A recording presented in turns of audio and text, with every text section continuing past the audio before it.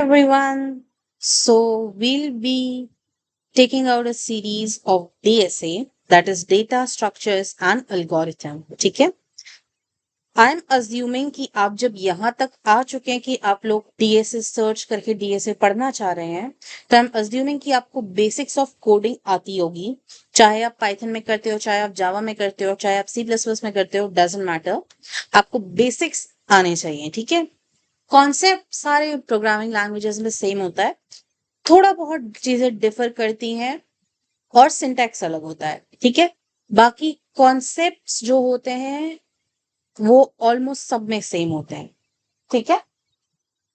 तो डीएसए ये एक बहुत कॉमन टर्म है जब आप कॉलेज में जाओगे, ठीक है? आई एम अज्यूमिंग कि मे बी आप स्कूल स्टूडेंट हो या आप जस्ट 12th पास आउट किए हो। तो अगर आप कॉलेज में जाओगे, आप ये टर्म अपने सीनियर्स से, अपने फैकल्टीज से बहुत सुनोगे कि प्लेसमेंट के लिए डीएसए इज वेरी इंपॉर्टेंट, ठीक है? तो बिफोर वी स्टार्ट एक क्वेश्चन आता है कि डीएसए ही क्यों, ठीक है? क्योंकि ये क्वेश्चन मेरे माइंड में भी था। Like I was more into data science, ठीक है? तो मैंने पूरा एक साल, पूरा सेकेंड ईयर मैंने ट्राई किया कि किस तरह मैं डीएसए स्किप कर सकूं, क्योंकि डेटा साइंस के लिए मे बी डीएसए इतना जरूरी नहीं है, ठीक है? क्यों? क्योंकि मुझे लगता था DSA is all about coding, but now I understood कि DSA is not about coding, it's about कि आप किस तरह चीजें सोच पाते हो।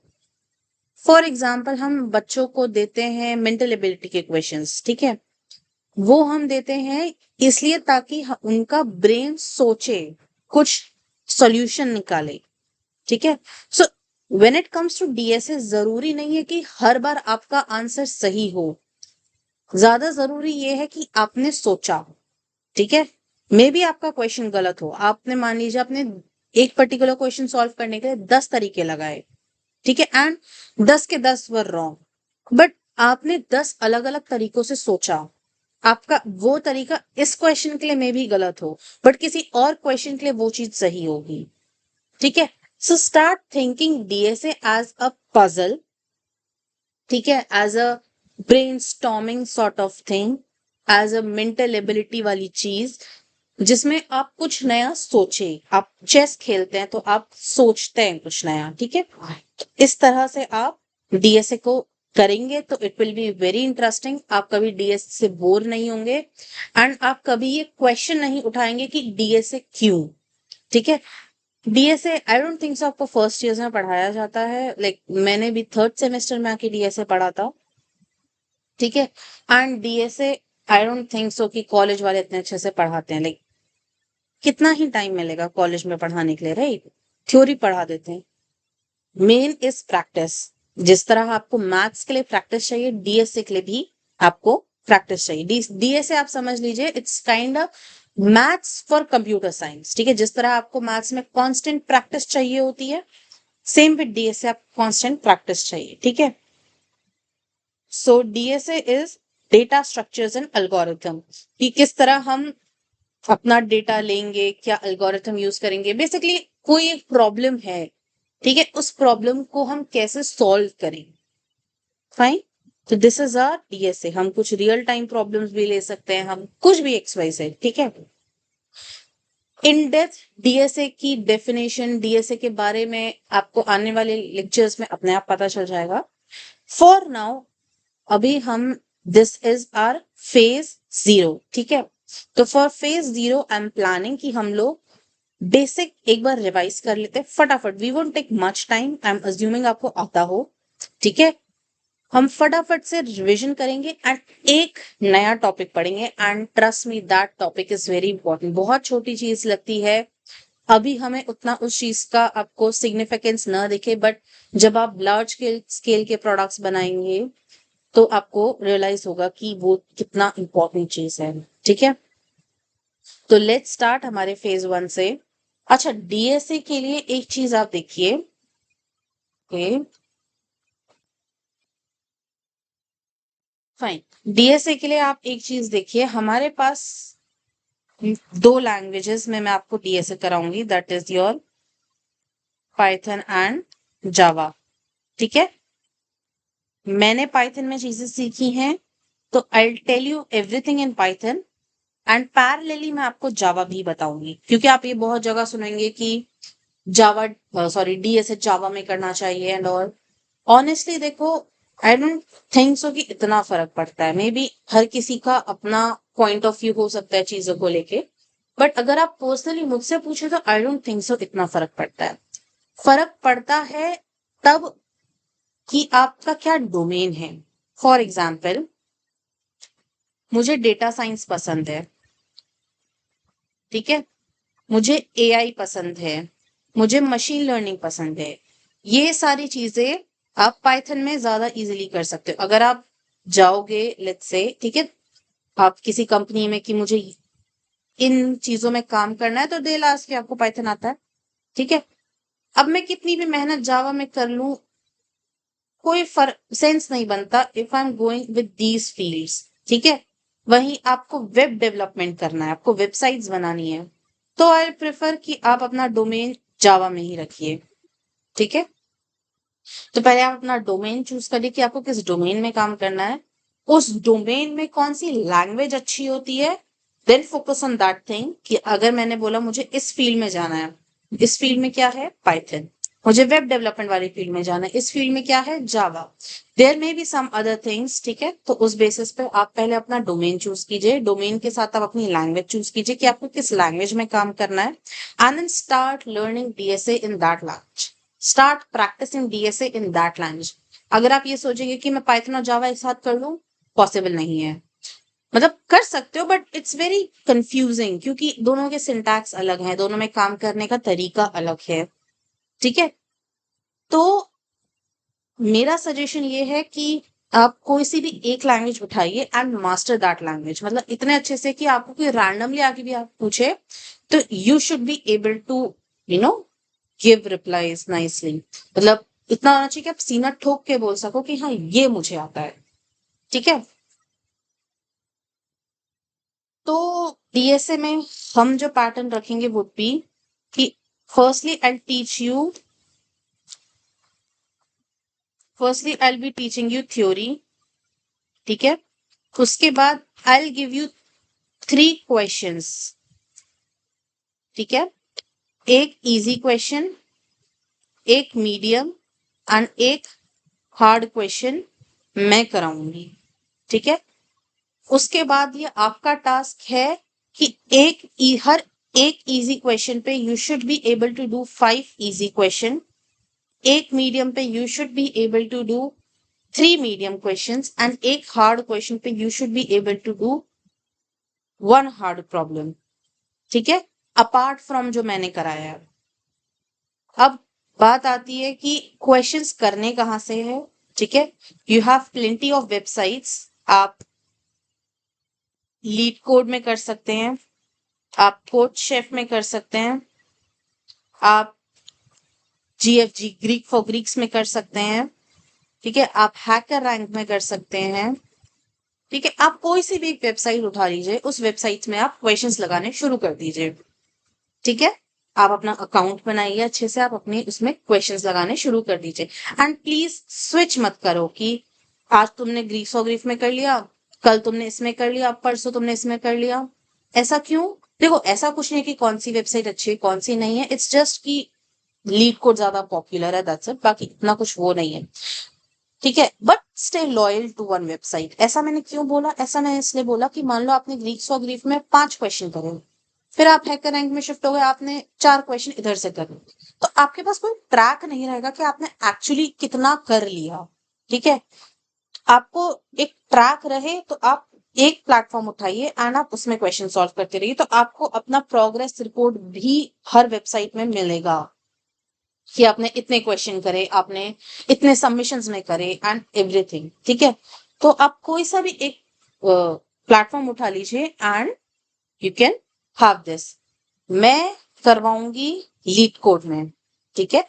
मैं आई टोल्ड यू कि मैं हर लेक्चर में 3 क्वेश्चंस करवाऊंगी, 3 क्वेश्चंस मैं करवाऊंगी लीड कोड में। आप चाहे तो लीड कोड में कर लीजिए एंड जब खुद से करने की बारी आई तो आप किसी और प्लेटफॉर्म में कर लीजिए, ठीक है। तो we can do things in this way, fine. See practice is must, मैं इतना करा दूंगी, इतना आपको खुद से करना पड़ेगा। And please don't use chat GPT, ठीक है। सी दो चीजें आती हैं, पहला आता है आपका लर्निंग फेज, दूसरा आता है आपका इम्प्लीमेंटिंग फेज। जब आप लर्निंग फेज में है तो प्लीज कोई चैट जीपीटी, ठीक है, कोई AI like Gemini, perplexity, Claude, please कुछ मत यूज करिए, कोई एक्सटर्नल टूल की हेल्प नहीं, ठीक है।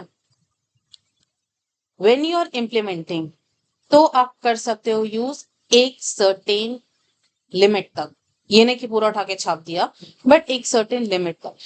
ऐसा क्यों? क्योंकि जब अगर आपको आपका लर्निंग फेज एकदम क्लियर है, आपने सब कुछ एकदम ऑनेस्टली चीजें सीखी हैं, तो जब आप कुछ इंप्लीमेंट करोगे एंड उसमें तो चेंजेस करने की बारी आई, तो आपको पता होगा कि क्या चीज हो रही है एंड कैसे हो रही है, ठीक है। तो आई एम नॉट सेइंग कि आप बिल्कुल एकदम नहीं करना है या ये वो, you can, but only when you are implementing something, ठीक है। अभी when you are in your learning phase कोई जरूरत नहीं कुछ यूज करने की, आप मतलब इट्स फाइन अगर आप इस एक्सटेंट तक भी चीजें कर रहे हैं ना कि आप अपना लैपटॉप उठा के पटक देंगे दीवार पे, it's fine, but don't use any AI tool, ठीक है। इट्स ऑलवेज सेड कि अगर आपको लग रहा है कि सब कुछ सही चल रहा है तो मतलब कुछ सही नहीं चल रहा, ठीक है।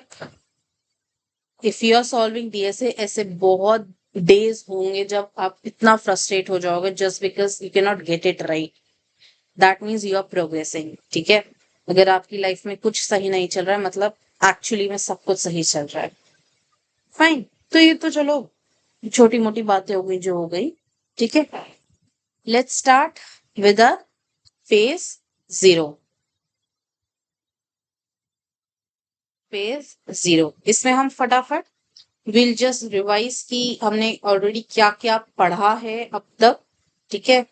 पाइथन और जावा में मैं आपको हल्का हल्का हिंट्स दे दूंगी, आपको जो लैंग्वेज चाहिए you can just listen to that and skip the rest, fine. So let's start with variable. Variable क्या होता है, हम मैथ्स में भी पढ़ते हैं वेरिएबल क्या होता है, ठीक है। मैंने बोला x इज इक्वल्स टू 5, मैंने क्या बोला, मैंने बोला x is equals to 5. So x is my variable and 5 is my value, ठीक है। सिंपल चीज, x क्या है, एक ऐसा कंटेनर है जिसमें आप कोई वैल्यू स्टोर करते हो। वेरिएबल क्या है, कोई ऐसा कंटेनर है जिसमें आप कोई वैल्यू सेव करते हो। आपकी मेमोरी लोकेशन में कोई एक ऐसा स्पेस है, ठीक है। अगर मैंने बोला x इज इक्वल्स टू 5 तो मतलब मेरी मेमोरी लोकेशन में कोई ऐसा स्पेस है जिसका नाम क्या है, जिसका नाम इज x एंड 5 क्या है, उसमें वैल्यू है, ठीक है। Next is data type. Data types क्या होते हैं, लाइक you'll find और भी तरह के डेटा टाइप्स होते हैं बट मेजरली हम ये यूज करते हैं। First is your integer, that is your number. Float, your decimal numbers. String, quotes में आता है, ठीक है। जब आप जावा पढ़ते हैं तो एक दो चीजें आती है, एक आती है स्ट्रिंग, एक आता है करेक्टर और एक आता है स्ट्रिंग बिल्डर, ठीक है। स्ट्रिंग क्या होता है, सिंपल आपका डबल कोट्स में कुछ, करेक्टर इज सिंगल कोट्स में एंड सिर्फ एक चीज आएगी, ठीक है। इसका लेंथ कैन बी मल्टीपल, इसका length should be 1। Let's say मैंने बोला सी, दिस इज अ करेक्टर, ठीक है। मैंने बोला ए, तो this is a character. String builder में क्या होता है, string builder is mutable. Mutable means आप उसको चेंज कर सकते हो, ठीक है। लेट्स से मेरा ABC है तो आप इसके एलिमेंट्स चेंज करके XYZ भी कर सकते हो, बट आप स्ट्रिंग में नहीं कर सकते। This is in Java. Python में you treat all these three as a single unit, that is string. बस इसीलिए पाइथन और जावा, लोग बोलते हैं कि जावा कॉम्प्लिकेटेड है, जावा डिफिकल्ट है, पाइथन बहुत आसान है। इस बिकॉज कि जावा में बहुत डिटेल में आपको चीजें मिलती हैं, पाइथन में भी होती हैं सब, बट होता है कि आपको हर एक चीज के लिए आपको लाइब्रेरी इंपोर्ट करनी पड़ेगी, and if you using generally आप स्ट्रिंग में ही ये तीनों चीजें कर सकते हो। तो यहीं पे पाइथन और जावा में डिफरेंस आ जाता है। तो ये तीन चीजें थी जावा में। अगर आपको पाइथन में सीखना है तो simple string, your boolean value और your is your simple true false value और your 1 0 value, या तो होगा या नहीं होगा। List, ordered collection of element, ठीक है, म्यूटेबल होता है, ठीक है। सी, जब आप क्वेश्चन करते हो एक चीज की पाइथन में यू जनरली यूज लिस्ट, जावा में यू जनरली यूज एरे, ठीक है। पाइथन में एरे होता है बट लाइब्रेरी इंपोर्ट करनी पड़ेगी उसके लिए, जावा में लिस्ट होती है बट उसके लिए लाइब्रेरी इंपोर्ट करनी पड़ेगी। List and array kind of similar है, बट इन दोनों में भी डिफरेंस है, ठीक है, कि लिस्ट म्यूटेबल होती है, एरे इम्यूटेबल होता है, फाइन। एंड और भी डिफरेंसेस आ जाते हैं छोटे मोटे, वो हम जिस तरह क्वेश्चन सॉल्व करेंगे हम लोग विल फिगर इट आउट। जब मैं पाइथन और जावा के कोर्स सामने सामने रखूंगी आपको खुद पता चलेगा कि दोनों में क्या डिफरेंस है। बाकी लाइक अगर आप ऊपर ऊपर बात करो तो ठीक है, दोनों को आप सिमिलर रख सकते हो। मतलब पाइथन में आप जनरली लिस्ट यूज करते हैं, जावा में हम जनरली एरे यूज करते हैं, ठीक है। Next is your tuple. Tuple हम जनरली यूज करते नहीं हैं when we solve DSA questions, ठीक है, बट स्टिल आप देख लो। ऑर्डर्ड है, unchangeable that is immutable. Set, see, set is a thing जो हम जनरली यूज नहीं करते हैं when we work with DSA questions, ठीक है, बट मैं पर्सनली सेट यूज करती हूँ जुगाड़ लगाने के लिए, ठीक है। मुझे कभी कोई क्वेश्चन नहीं आ रहा होता समझ में, ठीक है, एंड मुझे पता है कि सेट से ये चीज हो जाएगी तो मैं सेट लगा देती हूँ, ठीक है। मतलब it's not a very good way, like मेरा अप्रोच एकदम सही नहीं है, बट ऑन स्पॉट लेट्स अगर मेरे पास मैं कोई टेस्ट दे रही हूँ तो मैं उस टाइम पे मेरा मोटिव ये होगा ना कि हाँ मुझे क्वेश्चन सही करने हैं, रादर देन कि मैं सही कर रही हूँ, मेरा अप्रोच क्या है। तो सेट मतलब ऐसा जुगाड़ के फॉर्म में रख सकते हो, मैंने ऐसा जुगाड़ के फॉर्म में रखा है, ठीक है। Next is your dictionary. Dictionary, अच्छा सेट में एक चीज आप देखो, unordered, no duplicates, this is where I use set का जुगाड़, ठीक है। क्वेश्चंस आते हैं कि डुप्लीकेट एलिमेंट्स हटा दो, गलत तरीका है, आई नो गलत तरीका है, बट आप सेट लगा लो अपने आप डुप्लीकेट्स हट जाएंगे, ठीक है। तो इस तरह हम सेट में जुगाड़ लगा सकते हैं। Next is your dictionary. Dictionary आप हैश मैप करके एक चीज होती है, when you do hashing you use hash map और something, dictionary plays a very good role there, ठीक है।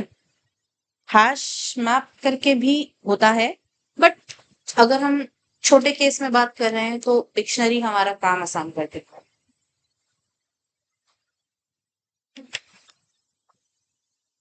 Fine, next is these were my data types. Next is input output. Input output आपको पता है, अगर मैं बात कर रही हूँ कि n is equals to int input, तो मैं इंटीजर डेटा टाइप में यूजर से इनपुट ले रही हूँ।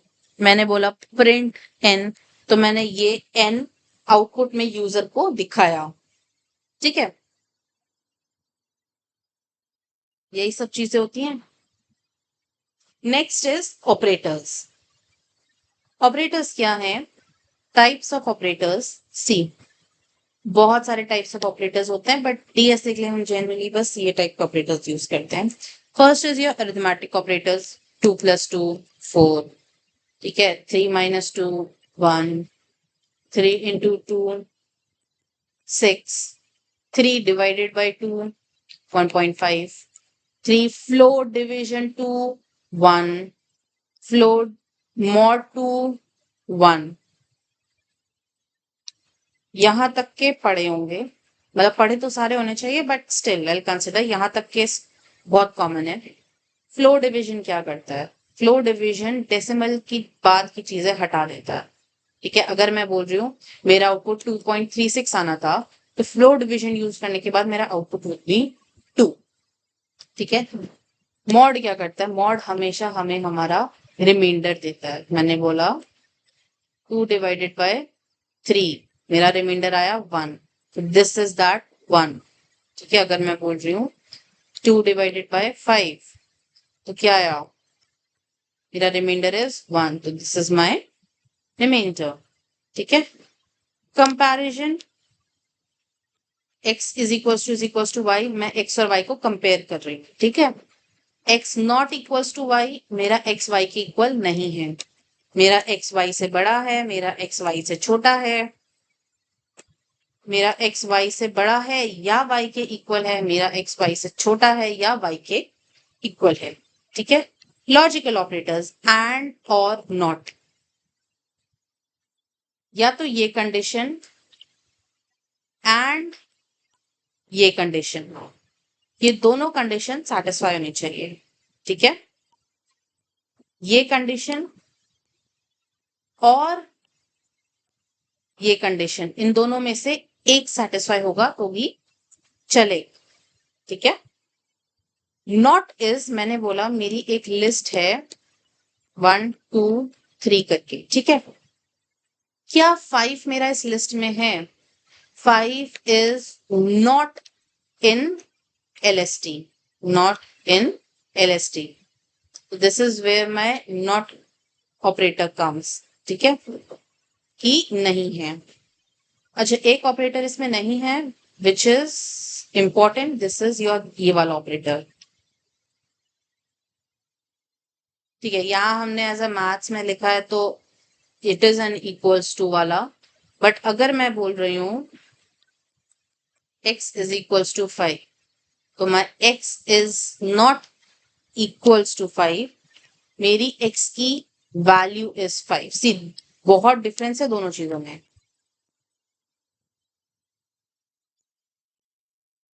मेरे पास एक स्टेटमेंट है x इक्वल्स टू 5, मेरे पास एक स्टेटमेंट है x इक्वल्स टू 5। इसका मतलब है कि x की वैल्यू इज 5, x की वैल्यू इज 5। इसका मतलब है कि x इज इक्वल टू 5, दोनों चीजों में डिफरेंस है। x की value is 5, x is equal to 5। ठीक है, सो ये मेरा ऑपरेटर्स भी हो चुका है। Next is conditional statements, if else elif. Elif आ गया आपका पाइथन में, या फिर आप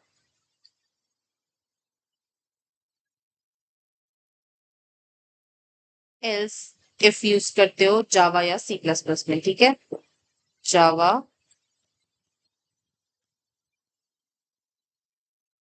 ठीक है, काम दोनों का एक ही है। मैंने बोला if x is greater than 0, अगर मेरा x 0 से बड़ा है तो प्रिंट कर दो कि नंबर छोड़िए, x है ना, x इज पॉजिटिव। elif या elseif x इक्वल्स टू 0 है तो x इज 0, एल्स आप प्रिंट कर दो कि x इज नेगेटिव। तो this is how your conditional statements work, या तो ये या तो ये या तो ये। ठीक है, इसमें आपकी नेस्टिंग भी आती है कि इफ के अंदर इफ। ठीक है, वो सारी चीजें होप सो आपने पढ़ी हो कि पहले ये कंडीशन चेक होगी, फिर ये कंडीशन चेक होगी, फिर यहां एल्स आएगा। ठीक है, इसको अगर हम और अच्छे तरीके से लिखें तो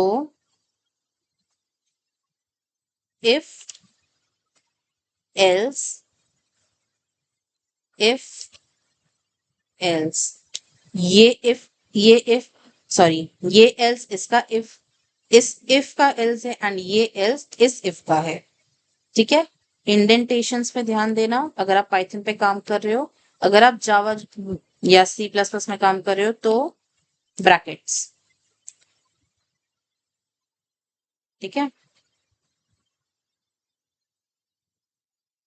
ये आपका एल्स आ गया एंड देन यहाँ आपका इफ खत्म हुआ एंड देन आपका एल्स आ।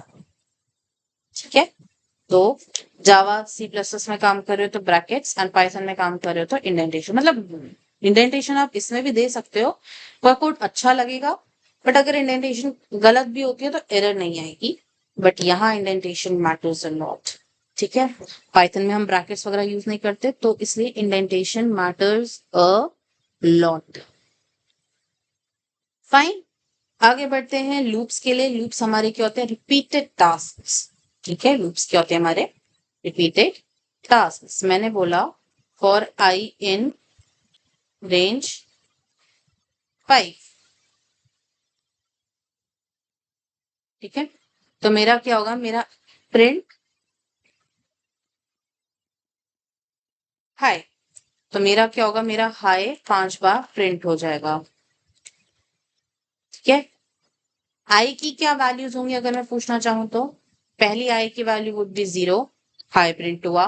आई की वैल्यू 1, हाई प्रिंट हुआ। आई की वैल्यू 2, हाई प्रिंट हुआ। आई की वैल्यू 3, हाई प्रिंट हुआ। आई की वैल्यू 4, हाई प्रिंट हुआ। फाइन, इसमें आपके 3 चीजें आती हैं, इनिशियलाइजेशन,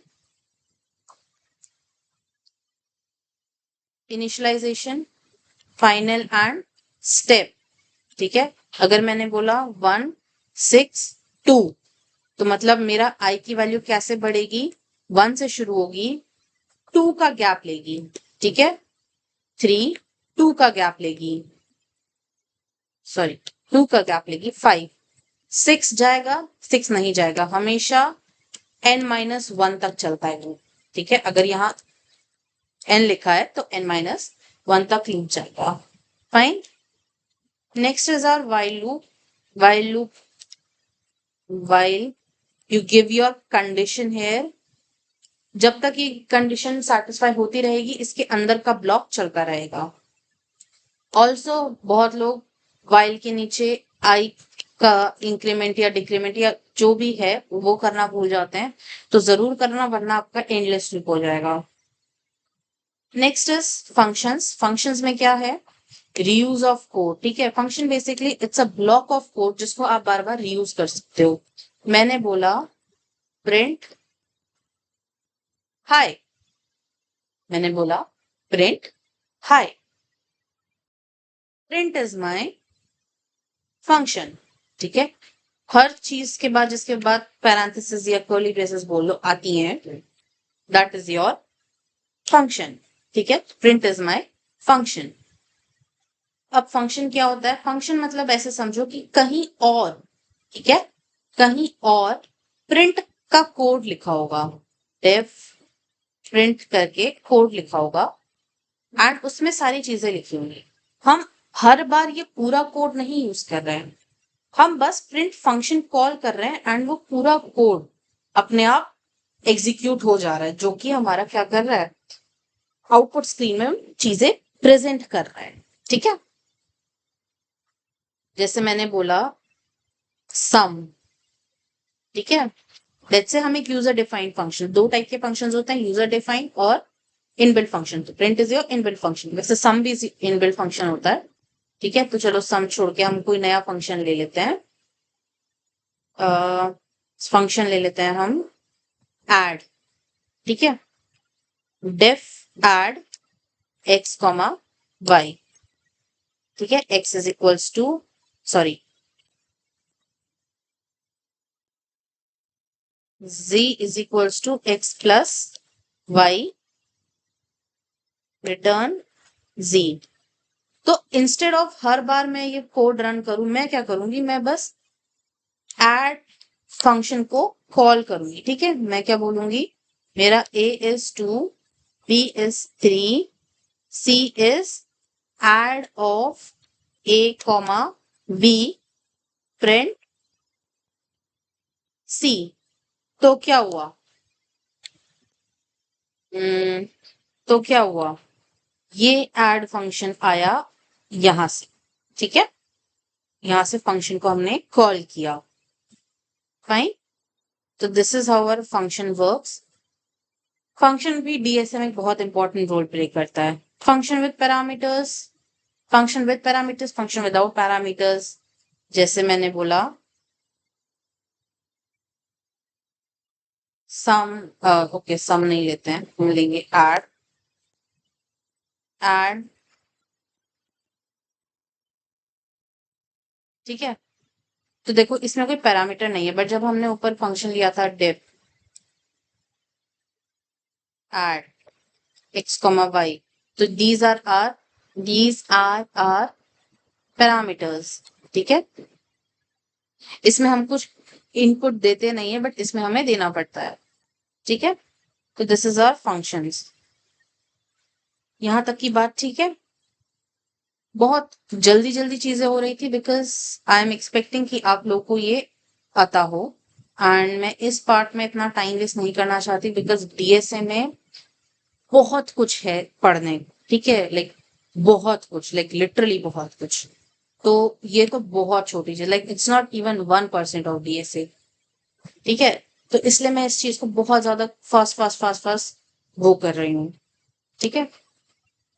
नेक्स्ट इज बहुत इंपॉर्टेंट टॉपिक, ये आपने शायद नहीं पढ़ा हो, बट ये बहुत ज्यादा इंपॉर्टेंस रखता है when it comes to DSA. बहुत छोटी सी चीज लगती है बट बहुत मेजर रोल प्ले करती है। That is introduction to complexity. Complexity क्या होता है, मैंने आपसे पूछा आपका एग्जाम कैसा गया, आपने बोला कि एग्जाम बहुत आसान था या एग्जाम बहुत मुश्किल था, 2 घंटे का पेपर मैंने 1 घंटे में कर दिया, इतना आसान था, या यू नो 2 घंटे का पेपर मेरा छूट गया जस्ट बिकॉज वो बहुत मुश्किल था। तो यही तो होता है ना कि कॉम्प्लेक्सिटी क्या थी, क्या वो आसान था, मुश्किल था, कितना टाइम लगा करने में, आपने कितने नंबर ऑफ पेजेस फिल करे उस क्वेश्चन पेपर को सॉल्व करने में, यही तो होता है ना कॉम्प्लेक्सिटी। तो यहाँ भी यही है, ठीक है। हम जब कॉम्प्लेक्सिटी की बात करते हैं हम जनरली दो चीजों की बात करते हैं, that is time complexity and space complexity. देखो बीच में ग्राफ है, अभी मैं इस ग्राफ से भी डराऊंगी सबको, ठीक है। तो हम बात करते हैं टाइम कॉम्प्लेक्सिटी की और स्पेस कॉम्प्लेक्सिटी। अब आप जब कहीं बुक्स में पढ़ो या कहीं यूट्यूब में कहीं और से पढ़ो या XYZ अपने सीनियर से बात करो, अपने दोस्तों से बात करो, तो आपको ये चीज बहुत ज्यादा सुनाई देगी कि टाइम कॉम्प्लेक्सिटी क्या है। Time complexity is the amount of time जो कि आपके कोड को रन करने में लगता है, ठीक है। Time complexity is the amount of time जो कि आपके कोड को रन करने में लगता है, एंड ये चीज बिल्कुल गलत है, ठीक है। इसको बोलते हैं रन टाइम। रन टाइम क्या होता है, run time is amount of time जो आपको लग रहा है टू एग्जीक्यूट या टू रन पर्टिकुलर कोड, ठीक है। हो सकता है मेरे सिस्टम में वो कोड 1 मिली सेकेंड में रन कर गया हो सकता है आपका 4 साल पुराना सिस्टम था तो आपके उसमें 1 सेकेंड लगा हो या 1 मिनट लगा हो, ठीक है। This is your run time, this is not your time complexity. अच्छा, तो अगर ये रन टाइम है तो टाइम कॉम्प्लेक्सिटी क्या होता है, ये चीज बिल्कुल याद रखना, ठीक है। देखो यही फर्क पड़ जाता है कि आपने सिर्फ एग्जाम से एक रात पहले पढ़ा है या आपको सच में चीजों की नॉलेज है डेप्थ में, ठीक है। वो जो डेफिनेशन थी वो थी एग्जाम से एक रात पहले पढ़ी वाली। ये जो डेफिनेशन है दैट इज द डेफिनेशन आप तब बोलोगे when you actually have depth of knowledge, ठीक है। तो यहाँ देखते हैं टाइम क्या है। Time complexity is a theoretical measure of how the running time of an algorithm grows relative to the size of input. Relative to the size of input बहुत important चीज है आपके। मैंने बोला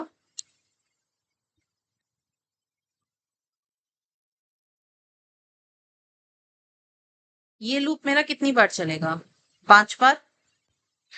मैंने इस 5 को हटा के एन रख दिया।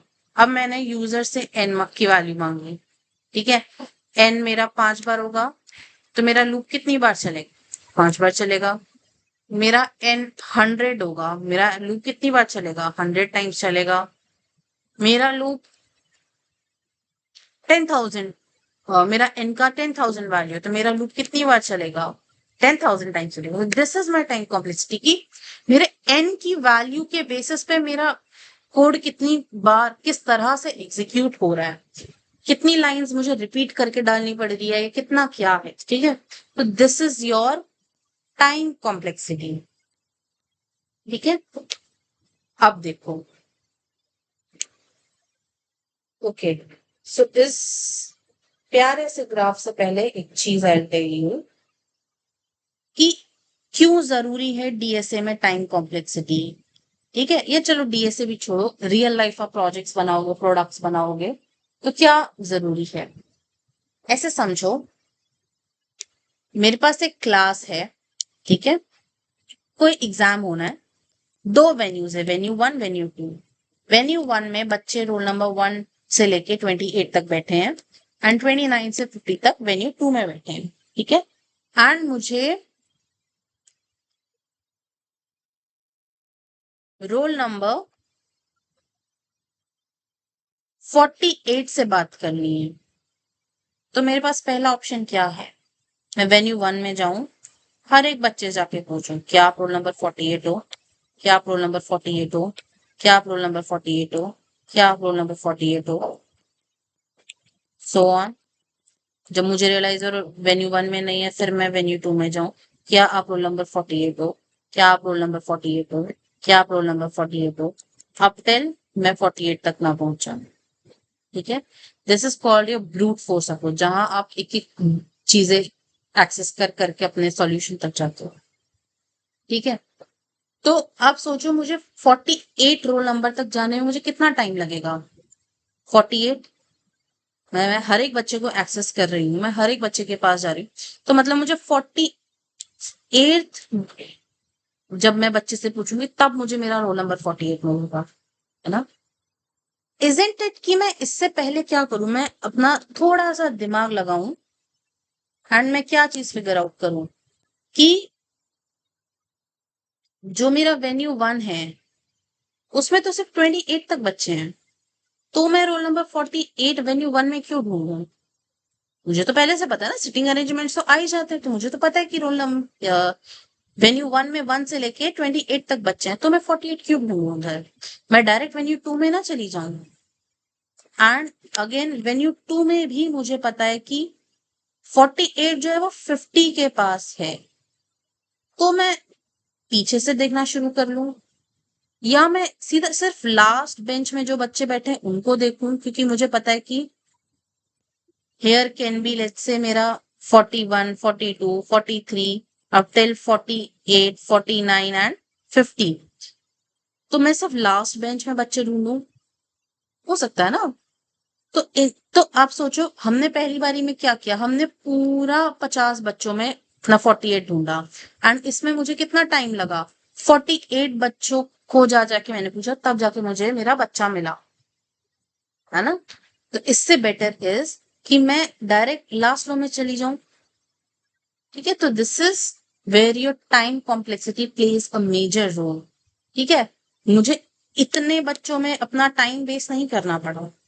ठीक है, अब टाइम कॉम्प्लेक्सिटी रिप्रेजेंटेशन के 3 तरीके होते हैं। ठीक है, which is known as your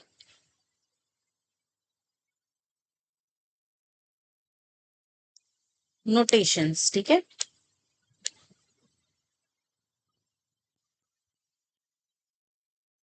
पहला is best case, second is average case, third is worst case. अब देखो, बेस्ट केस क्या हो सकता है कि मुझे रोल नंबर 48 नहीं ढूंढना, मुझे क्या ढूंढना है? मुझे रोल नंबर 1 ढूंढना है, तो मैं पहले बच्चे के पास जाऊंगी, मुझे यही मिल जाएगा। है ना। तो मेरा टाइम कॉम्प्लेक्सिटी क्या हुआ 1, that is my best case.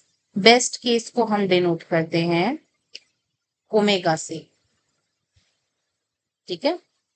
Average case, average case क्या हो सकता है कि मुझे लेट्स से मेरे को रोल नंबर 1 नहीं ढूंढना, मुझे ढूंढना है रोल नंबर लेट्स से 15, तो मुझे इधर कहीं मिलेगा। या लेट्स से मुझे ढूंढना है रोल नंबर 35, तो मुझे वो कहीं यहाँ मिलेगा। So that's my average case, जहां मुझे कहीं बीच में मिले, दैट इसको हम डिनोट करते हैं थीटा से, ठीक है। Last is our worst case, कि मुझे मेरा बच्चा मिल रहा है यहाँ पे एकदम लास्ट में, ठीक है। so that is our worst case, इसको हम डोनेट करते हैं बिग ओ से। एंड हम हमेशा वर्स्ट केस के बारे में बात करते हैं, क्यों? क्योंकि होता है ना कि वर्स्ट केस सिनेरियो सोचो, जो होगा उससे बेटर ही होगा। बहुत लोग ये वाली फिलॉसफी रखते हैं ना, कि हमेशा वर्स्ट केस सोचो क्योंकि जो होगा उससे बेटर ही होगा। दैट्स वाई हमेशा वर्स्ट केस ढूंढो, क्योंकि जो होगा उससे बेटर ही होगा। तो हर जगह हम बिग ओ में बातें करते हैं कि इसकी टाइम कॉम्प्लेक्सिटी क्या है, बिग ओ ऑफ दिस, ठीक है। अब आते हैं इस ग्राफ में। ये ग्राफ याद रखने की बिल्कुल जरूरत नहीं है, ठीक है। थ्योरेटिकल एग्जाम में आएगा, जाके ड्रॉ कराना, ठीक है। बस ये ग्राफ है जो प्लॉट किया गया है, बाकी ऐसी कोई नीड नहीं है, मैंने बस डराने के लिए रखा था, ठीक है। यहाँ भी देखो हमने सारी टाइम कॉम्प्लेक्सिटीज बिग ओ में निकाली है, ठीक है। सिंपल ग्राफ है, कुछ नहीं है, ये बस दिखा रहा है कि हर एक लाइन आप देख लो। ब्लू लाइन कौन सी है इसमें से, बिग ओ ऑफ 1 की लाइन है, ठीक है। Big O of log n, n, n log n, n square, 2 का 2 टू द पावर एन, दोनों में डिफरेंस है, ठीक है। एन स्क्वायर और 2 टू द पावर दोनों में डिफरेंस है। And is your n factorial, ठीक है। तो बस सिंपल है कि आपके हर एलिमेंट पे आपके ऑपरेशंस कैसे चल रहे हैं, आपके हर इनपुट पे आपके किस तरह ऑपरेशन चल रहे हैं। यहाँ हमने फंक्शन बनाया था ना, एन पे, हर एन पे मेरा टाइम कॉम्प्लेक्सिटी कैसे चेंज हो रही है, बस यही शो है इस ग्राफ में, ठीक है। इस ग्राफ का स्क्रीनशॉट लेना हो तो ले लो, like if you wanna study. बाकी इस ग्राफ में ऐसा कुछ है नहीं याद रखने वाला, एग्जाम में बनाना, बस ड्रॉ कराना, ठीक है। Next is your space complexity. Space complexity क्या होता है? The total memory of an algorithm requires to run relative to input size, including both input storage and auxiliary space, जो कि आपके टेम्परेरी वेरिएबल्स होते हैं, ठीक है। हमने यहाँ पे लिखा let's say x is equals to len of number, let's say मेरा ओके ऐसे नहीं करते, ऐसे करते हैं। लेट्स से मुझे क्वेश्चन में दिया था कि मेरी एक लिस्ट है 1 2 3 करके, ठीक है। ये क्वेश्चन में दिया हुआ था। अब मैंने अपना कोड सॉल्व करते हुए एक एल वेरिएबल बनाया एंड उसमें लेंथ ऑफ क्या दिया है, list, okay, length of list डाली, ठीक है। तो ये क्या किया मैंने, कोड करते वक्त एक नया वेरिएबल बनाया एंड उसमें कुछ वैल्यू स्टोर करी है, ठीक है। तो this is what space complexity is, ठीक है। The total memory of an algorithm requires to run, ठीक है। हम कोड रन करते वक्त हमने कितनी वेरिएबल्स बनाए हैं, हमने मेमोरी लोकेशन में कितनी जगह कंज्यूम करी है, relative to input size, including both input storage as n आपका ये वाला, एंड ऑक्सिलरी स्पेस जैसे कि आपका L as a length. Even जब हम for sorry for I in range करते हैं ना, तो इस आई का भी कहीं डेटा स्टोर हो रहा होगा ना, कि आई की वैल्यू क्या है, इवन वो आई तक, ठीक है। This is your auxiliary space, temporary variable, ठीक है। ये सब कुछ स्टोर होगा एंड इन सब कुछ स्टोर करने में आपको जो स्पेस लग रहा है, that is your space complexity.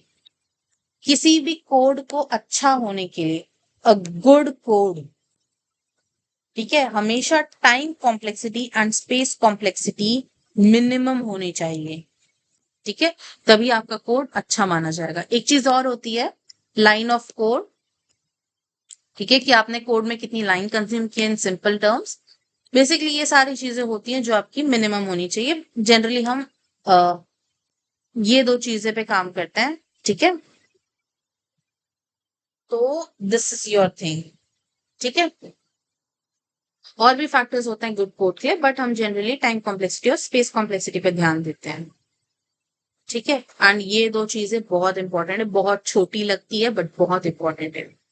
Fine. सो आज हमने क्या पढ़ा? आज हमने डीएसए के बारे में देखा कि डीएसए क्या है, डीएसए क्यों इंपॉर्टेंट है, ठीक है। नेक्स्ट हमने देखा, हमने पाइथन का रिविजन किया, variable, data type, input output, operators, condition statement, loop, functions, and then हमने एक नया टॉपिक पढ़ा that was introduction to complexity, ठीक है। So these were the topics जो एक फेज 0 के टॉपिक्स हैं। ये अभी अभी हमने डीएसए शुरू नहीं किया है, ठीक है, तो ये फेज 0 के टॉपिक्स हैं। हम नेक्स्ट लेक्चर से हम नई चीजें पढ़ेंगे एंड हर लेक्चर में हम 3 क्वेश्चन सॉल्व करेंगे जैसा मैंने स्टार्टिंग में बोला था।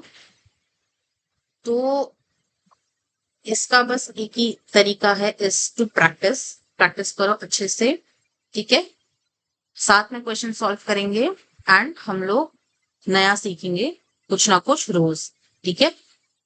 क्वेश्चन सही करने से ज्यादा इंपॉर्टेंट है चीजें सोचना। फाइन। तो थैंक यू एवरीवन। अच्छा लगा हो तो लाइक करना, ठीक है। कोई डाउट हो तो आप कमेंट बॉक्स में डाल सकते हो, या you can DM me if you have my LinkedIn पे कनेक्ट हो आप, तो आप मुझे डीएम कर सकते हो। तो दिस इज इट, आज के लिए वाइंड अप करते हैं। Thank you everyone.